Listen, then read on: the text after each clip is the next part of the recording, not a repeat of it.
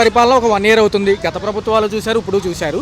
అయితే ఏంటి అంటే అదే సంక్షేమం ఎక్కువ ఫోకస్ అయితే అభివృద్ధితో కూడిన సంక్షేమం. ఈ ఒక పక్క మహానాడు సభలు కూడా కడపలో జరుగుతున్నాయి. ఎలా అనిపిస్తుంది? టోటల్గా 1 year దగ్గరలో ఉన్నాం కాబట్టి రేపు జూన్ 12కి మీరు ఏమేమి గమనించారు? 1 year పరిపాలన ఏం బాగాలేదు, చెత్తలాగా ఉంది.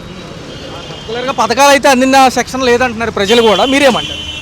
ఏం పథకాలు ఇస్తున్నారు? అది సూపర్ 6 అన్నారు, ఏం ఇచ్చారు? ఏమి ఇవ్వాలి.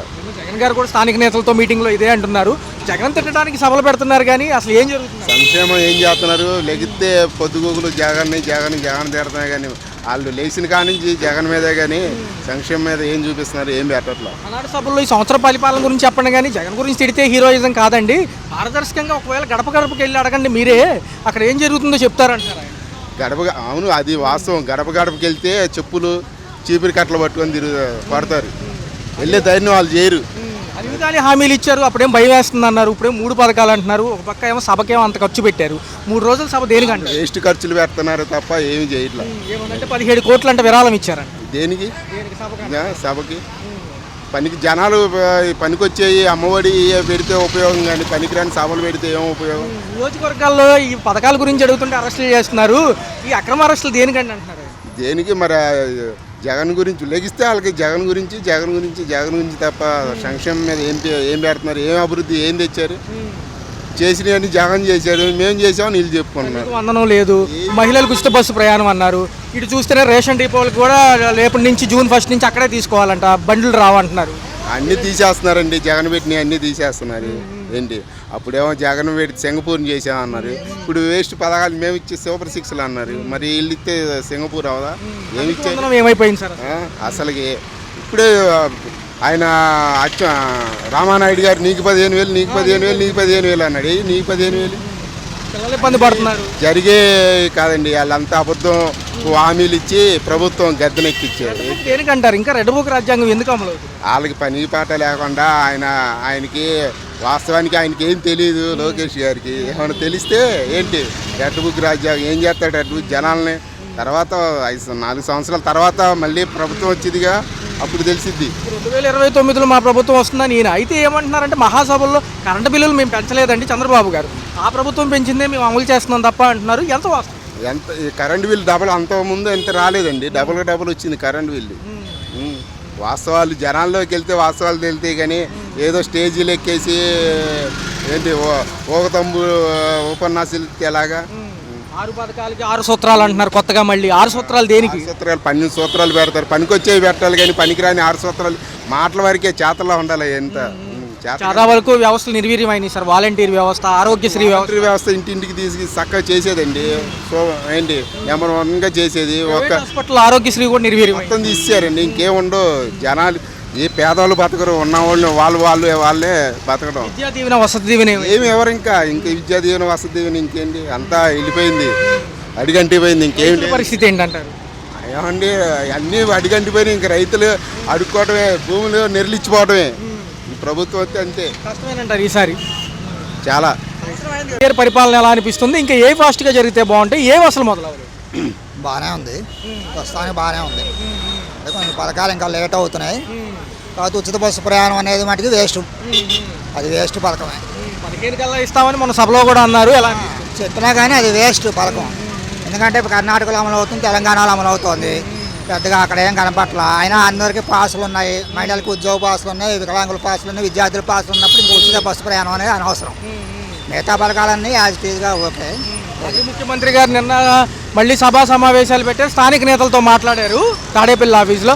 ఆయన ఏమంటున్నారంటే కడపలో ఈ మహానాడులు పెట్టుకోవడం తప్పులేదు కానీ జగన్ తిట్టడానికి కోసమే సభలు పెట్టినట్టుగా ఉన్నాయని ఆయన అంటున్నారు. జగన్ తిట్టడానికి ఏముంది, ఉన్నదే చెప్పారు కదా, వాస్తవమే కదా. ఆయన కేసులు ఇరుక్కున్నాడు. ఇప్పటిదాకా లాబీయింగ్ చేసి అదాని ద్వారా కేంద్రంలో లాబీయింగ్ చేసుకుంటూ వచ్చాడు. ఇక ముందు ఆ పరిస్థితి ఉండదు. ఈసారి కనుక బెయిల్ ఒకవేళ రద్దు అయ్యి వెళ్తే కనుక ఇప్పట్లో కూడా రాడు బయటికి. టీడీపీ నేతలు, కార్యకర్తలు గడపకి వెళ్ళి అడగండి, మీరు ఏం చేశారనేది వాళ్ళే చెప్తారని ఆయన అంటున్నాడు. అవును, అడగమానండి, అడిగితే చెబుతారు కదా ఏం చేసేది. అక్రమ కేసులు వీటికి అరెస్టులు మేము తీసుకుంటాము, నెక్స్ట్ 2029లో మేము కూడా ఇస్తాము, తిరిగి రీకౌంటరు అంటున్నారు. అనేదే ఉంది, ఇంకా వస్తే కదా. మళ్ళీ వస్తాడా?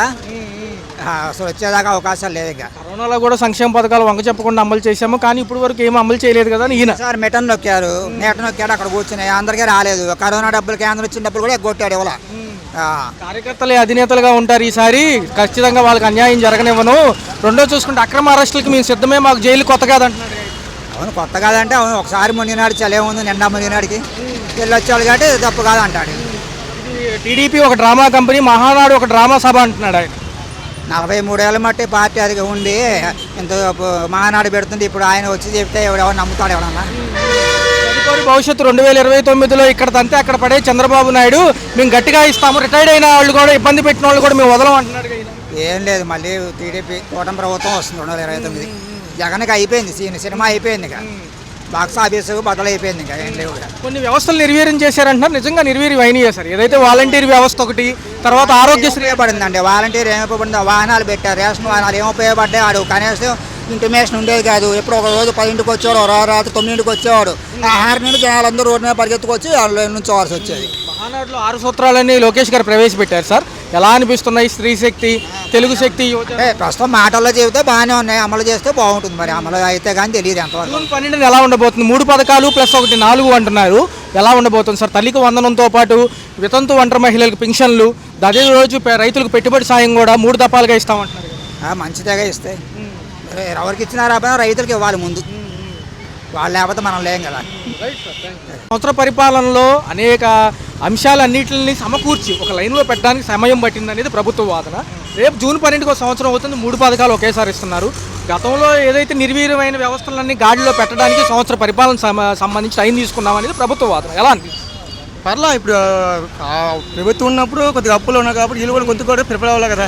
అలాగే వీళ్ళు తప్పు పట్టకూడదు కదా. అది ఇప్పుడు పెన్షన్ ఇచ్చారు, తర్వాత గ్యాస్ సిలిండర్లు ఇచ్చారు. ఇప్పుడు ఏంటంటే మహిళలకు ఉచిత బస్సు ప్రయాణం ఆగస్టులో అంటున్నారు. రేపు 6వ తారీఖు ఎగ్జామ్ ఉంది, డిఎస్సి కూడా ఉంది, ఉపాధ్యాయుల నియామకం. అవునయ్యా అయినప్పుడు మనం అడగాలి. ఇప్పుడు టైం ఇచ్చారు కదా, ఆ టైం చూసుకున్న తర్వాత మనం వేయాలి. ఇప్పుడు ప్రెజెంట్ అండి ట్రాఫిక్ గురించి వీటి గురించి మనం మాట్లాడాలి మనం. అదేందా ఇప్పుడు అభివృద్ధి అయితే బాగానే ఉంది, కాకపోతే టైం పడుతుంది పట్టడానికి. అది ఫస్ట్లోనే అడిగారు, కొంత సమయం ఇవ్వండి అన్ని గాడిని పెడతామని చెప్పి. ఎలా ఉంది? పర్లా బాగానే ఉంది. అది మహానాడు సభలు ఎలా ఉన్నాయి? గట్టిగా సక్సెస్ఫుల్ అంటున్నారు కదా. సక్సెస్ఫుల్ అంటే మరి ప్రభుత్వం బట్టి ఈయనకు అనుభవం ఎక్కువ ఉంది కాబట్టి పర్లేదు. ఆయనకు అనుభవం లేదు, అంతవరకు ఇంకేం లేదు. అది లోకేష్ గారు 6 సూత్రాలు విడుదల చేశారు. ఎవరెవరికి అండగా ఉండాలి ఏంటి అనేది కార్యకర్తలకు పెద్దపేట అంటున్నారు. కార్యకర్తలు కంటే మరి ఉండాలి కానీ ఉండకపోతే ఎలాగని తెలియకూడుతున్నాం. అది ఇప్పుడు దేనికైనా సరే పైనుంచి అధికారం మనం చంద్ర మళ్ళీ ఆడి నరేంద్ర మోడీ చెప్పండి మరి అవదు కదా. అది ఇప్పుడు ఈ రాజకీయ నాయకులు చూసుకోవాలి మిగతాది. జగన్మోహన్ రెడ్డి గారు స్థానిక నేతలతో మాట్లాడుతూ కేంద్ర కార్యాలయంలో ఆయన కూడా మ్యాటర్ ఏం చెప్తున్నారంటే, నన్ను తిట్టడానికి ఎందుకు లేండి, మీ పథకాలు మీరు చూసుకోండి అంటున్నారు. ఎలా ఉంది ఆయనకి వీళ్ళకి వ్యత్యాసం ఎలా ఉంది? అది మనం చెప్పలేం, ఎందుకంటే వాళ్ళందరూ ఒకటే. ఇప్పుడు మన వాళ్ళ అన్నం లేదు కదా. ఇప్పుడు పొద్దున్న వాళ్ళ ఇంట్లో కార్యక్రమం వీళ్ళు వెళ్తే వాళ్ళ ఇంట్లో కార్యక్రమం వెళ్తే మన వాళ్ళ అన్నం లేదు. రాజకీయం ఉన్నది అంతా ఒకటే. కానీ మనం పెద్దలు మనమే అంటే గడప గడపకి ఇంటికి వెళ్ళి ఒకసారి కనుక్కోండి, మీ పాలనకి మా పాలనకి ఒక వ్యత్యాసం అంటున్నారు. కరోనాలో కూడా మేము అమలు చేశాం కదా. అయితే ఒకటి ఆ ప్రభుత్వం ఉన్నప్పుడు తప్పు, పేదోడికి ఇల్లు గట్ట వచ్చింది తప్పులేదు. కానీ ఈ ప్రభుత్వం మరి ఇస్తుందో కూడా తెలియదు. ఈ పెట్టిన పథకాలు ఇస్తే మంచి పని లేదు, నెక్స్ట్ ఇల్లు కూడా రావాలి అంతే తప్ప. ఉచితాలు నిజంగా అర్హులకి ఇచ్చి మిగతా వాళ్ళకి రాయితీలు ఇస్తే బాగుంటుంది కదా. బస్సు విధానం మరి అవును బస్సు పెట్టాడు, మరి రావాలి కదా. ఆ బస్సు రావట్లేదు, దానిపై పరిస్థితి ఏంటి? ఇప్పుడు వాళ్ళు ఎన్ని పథకాలు సంతకాలు పెట్టాలి కదా. ఇప్పుడు పవన్ కళ్యాణ్ ఉన్నాడు, పెడపురం నమ్మకం ఇచ్చాడు కాబట్టి ఆయన భారం చేసుకెళ్ళిపోతాం. ఇప్పుడు ఆయన సైట్లేని ప్రతి వాడు ఆయన తిడుతున్నాడు, ఆయన కట్ట కాదు కదా. ఇప్పుడు ఆయన వల్ల టీడీపీ పార్టీ నుంచి ఉంది, ఆయన టీడీపీ పార్టీ లేదు. అది అంటే ఆయనకి కొన్ని పరిధులు ఉంటాయి, ఎక్కడి వరకే చేయగలరు కదా. అవునా నేను ఉన్నాయి కాబట్టి మరి అలాంటప్పుడు ఆయనకు మంచి పదవి ఇవ్వాలి కదా. డిప్యూటీ సీఎం పదవి ఇచ్చారు, మరి ఆయన చెప్పినట్టు చేయాలి కదా. అది టోటల్గా ఎలా ఉంది? ఒక 1 ఇయర్లో రోడ్లు వ్యవస్థ, కరెంట్ ఛార్జీలు, అది పర్లేదండి. నిత్యావసర సరుకుల ధరలు తగ్గినాయి కొద్దిగా. పనులు ఉన్నాయా? పర్లేదు సార్, చూసుకున్నట్లయితే సంవత్సర పనితీరు ఎలా అనిపిస్తుంది? ఆంధ్రప్రదేశ్ రాష్ట్రంలో కూటమి ప్రభుత్వం సంవత్సర పరిపాలన పైన మీ అభిప్రాయం? బాగుందండి. పనులు ఉన్నాయా? పర్లేదా? పనులు ఉన్నాయి. సూపర్ 6 హామీ పథకాల్లో ఫస్ట్ పెన్షన్, తర్వాత గ్యాస్ సిలిండర్లు అన్నారు. ఈ 2 అందుకుంటున్నారు. చేస్తున్నారుగా. ఇప్పుడు మళ్ళీ రేపు రైతు భరోసాను తల్లికి వందనం అంటున్నాయి. 12వ తారీఖు జూన్ సంవత్సర పాలనలో ఆ రోజు ఇస్తామంటున్నారు. సో నమ్మకాలు ఉన్నాయా? ఖచ్చితంగా ఉన్నాయి. ఫీజు రిమెంట్స్ కూడా భర్తని చెప్తున్నారు. మహానాడు సభలు ఎలా అనిపిస్తున్నాయి? మహానాడు సభలు ఈ రోజు ఎండింగ్కి వచ్చాయి, ఈ రోజు 5:30తో ముగిపోతున్నాయి.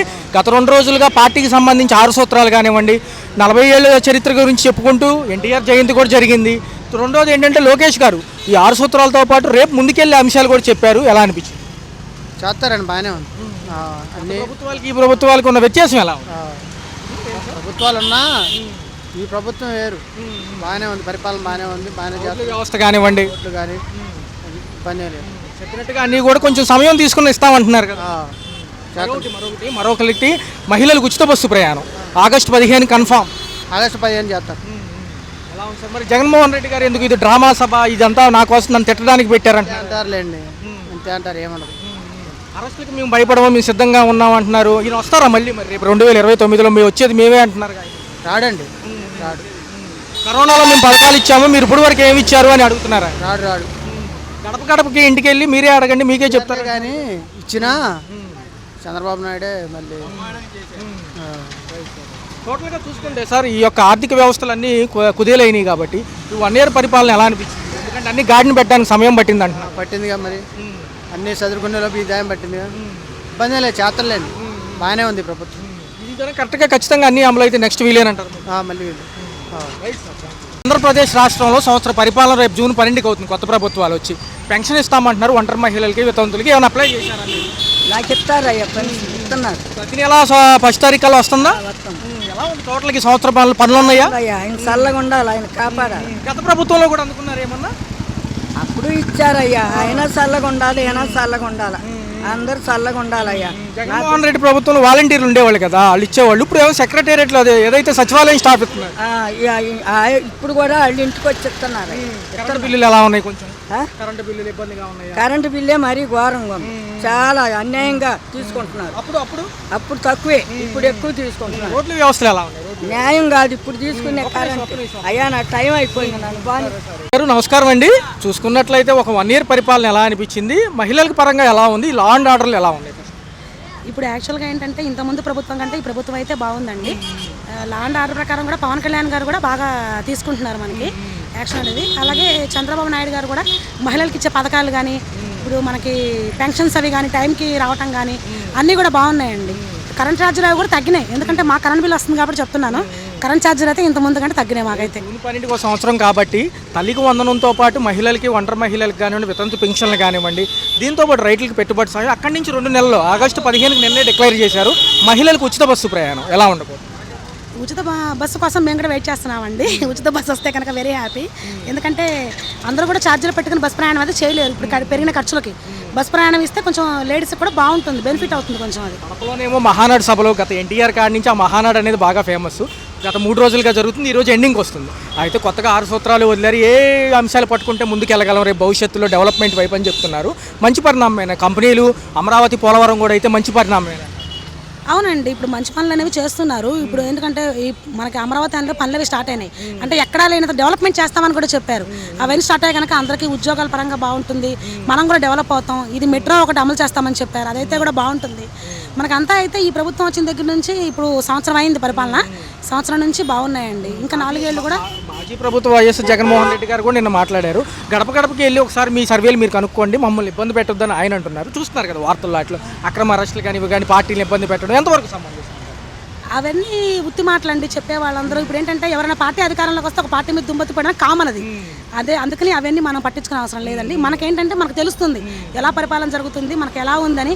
స్వతహాగా మేము ఉన్నాం కాబట్టి, మనం అనుభవిస్తున్నాం కాబట్టి మాకు తెలుసు ఎలా ఉంది. ఏమన్నారంటే కొన్ని వ్యవస్థలు నిర్వీర్యమైనవి. ఎన్టీఆర్ ఆరోగ్య భరోసా ఒకటి, వాలంటీర్ వ్యవస్థ ఒకటి, ఇంటింటికి రేషన్ డెలివరీ కూడా ఆగిపోబోతుంది. జూన్ 1 నుంచి డిపోల్లోనే తీసుకోమంటున్నారు. ఏమైనా ఇబ్బందులు ఉన్నాయి? ఎట్లాంటివి ఉన్నాయి కదా, కొన్ని వ్యవస్థలు ఆగిపోయినాయి. లేదండి, ఇబ్బంది ఏమీ లేదు. ఇప్పుడు డిపోలో తీసుకుంటే ఏంటంటే ఇప్పుడు వ్యాన్ ఎప్పుడు వస్తుందని వెయిట్ చేయాలి మన రేషన్ కోసం.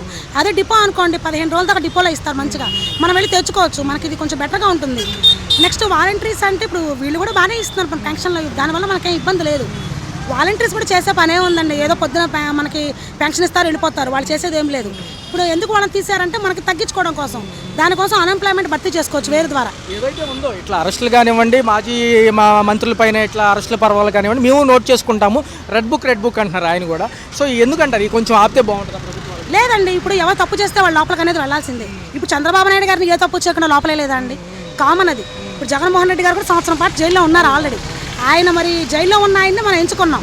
ఇప్పుడు ఆయన అలాంటి మాటలు మాట్లాడకూడదు. ఇప్పుడు ఎవరైనా తప్పు చేస్తే వాళ్ళు ఖచ్చితంగా లోపలికైతే వెళ్ళాల్సిందే. 2029 మళ్ళీ వచ్చేది నేనే, ఈసారి తిరిగిస్తాను. ఇప్పుడున్న అధికారులు ఒకవేళ రిటైర్డ్ అయిపోయినా మళ్ళీ వాళ్ళని తీసుకొచ్చి మరీ శిక్షిస్తానంటున్నారు. అవి ఎలా ఉంది? అండి ఒకరి మీద ఒకరు పగ తీర్చుకోకూడదండి. తప్పు ఉన్న వాళ్ళని మనం అరెస్ట్ చేయించాలి, కానీ పగ తీర్చుకొని తప్పులు చేసే వాళ్ళు ఎప్పుడు చేయకూడదు. ఎందుకంటే ఎవరు తప్పు చేస్తే వాళ్ళ లోపల పంపించాలి. నెక్స్ట్ కూడా చంద్రబాబు నాయుడు గారు వస్తారండి. ఎందుకంటే ఇలా పరిపాలన సాగితే ఖచ్చితంగా ఆయనకే ఓట్లు పడతాయి. ఖచ్చితంగా మన సీఎం గారు చంద్రబాబు నాయుడు గారే ఉంటారు.